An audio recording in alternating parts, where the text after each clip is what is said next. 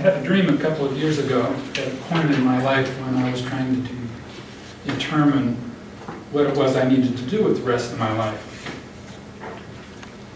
The dream was like this. The setting looked like the end of the movie Titanic. It was dark, there was a ship going down, there were people in lifeboats, there was debris everywhere. The lifeboat I was in was on the verge of tipping over, it was so full of people. And in the dream, a man who sounded a lot like me stood up and said, "First, we save the children." In light of Gail's speech, I might also say save Gail. In the dream, it was about children. I'm going to come back to that dream and finish it at the end of my speech. First, I want to introduce you to a 7-year-old girl named Cynthia. I've never met Cynthia, but I know her from her family. And I've known many girls like Cynthia, 7 years old, younger and older, who've been through some of the most horrendous things that a human being can survive. I could easily argue with some of the stories I've known with people that there are things in life that are worse than death.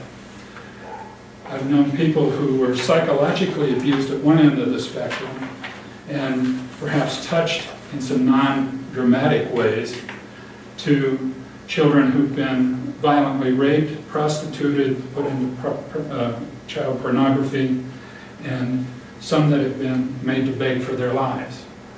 On that continuum, Cynthia's sort of in the middle to the lower part, but she was assaulted at the age of 7 at night point.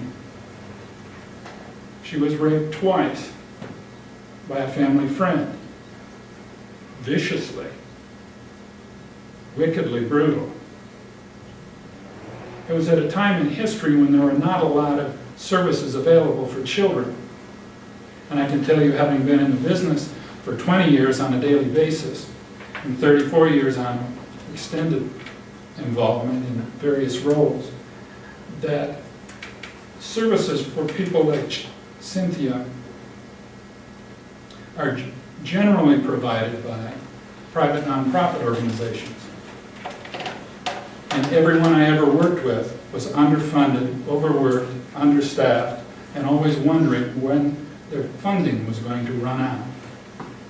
I'm a single-issue voter in that I want to know what your party or your candidate is going to do for raped and sexually abused children.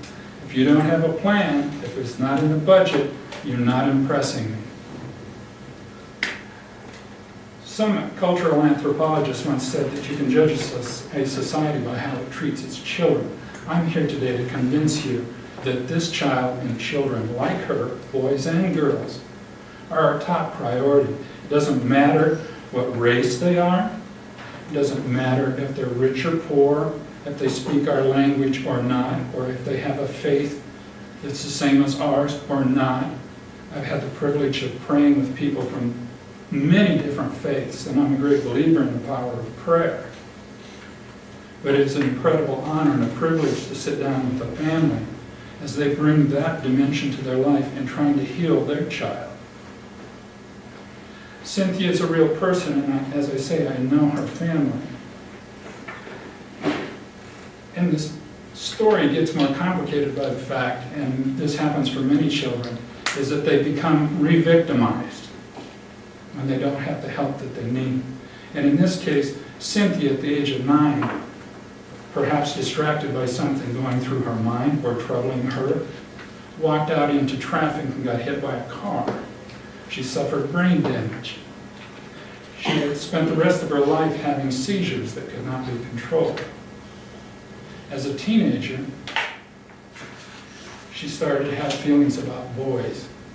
And one day at school, she playfully sat down on a boy's lap and lost control of her bladder.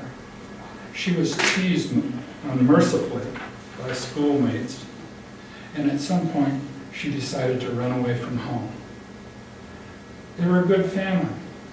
They were people of their faith. They contributed to the community.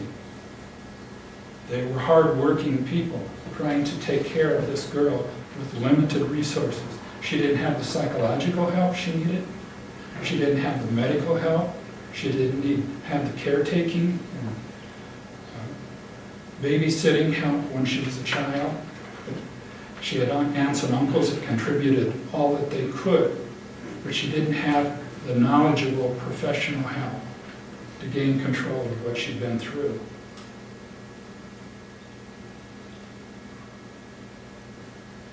It's a sad, sad story.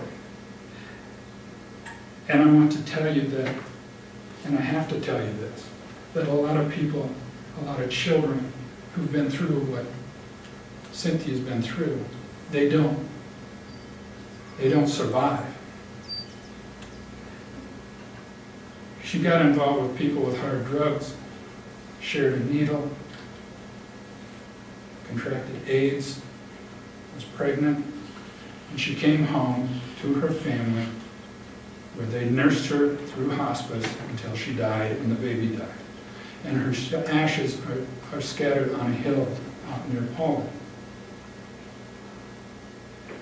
Unfortunately, we don't have any data on how many children go through this type of abuse and end up dying from it, because she did die from it. And I remember one time a little girl that was about the age of Cynthia at 7 was speaking to me, and out loud she said something about, why did God let this happen? And I was a rookie in the business at that time, and I didn't have a pat answer. But she mentioned something about Jesus and how special Jesus was, and Jesus represented love and kindness and compassion. And I sat down with her, and it came to me, and I said, well, Jesus, have you ever heard that Jesus died for the sins of others? That he suffered for the sins of others. And she nodded. And the more she thought about that, I said, well, and I reinforced, I said, it sounds to me like you and Jesus have a lot in common. That you've suffered for the sins of others. And she liked that idea. That helped. And I can tell you that at 18, she died. She suffered and died for the sins of others.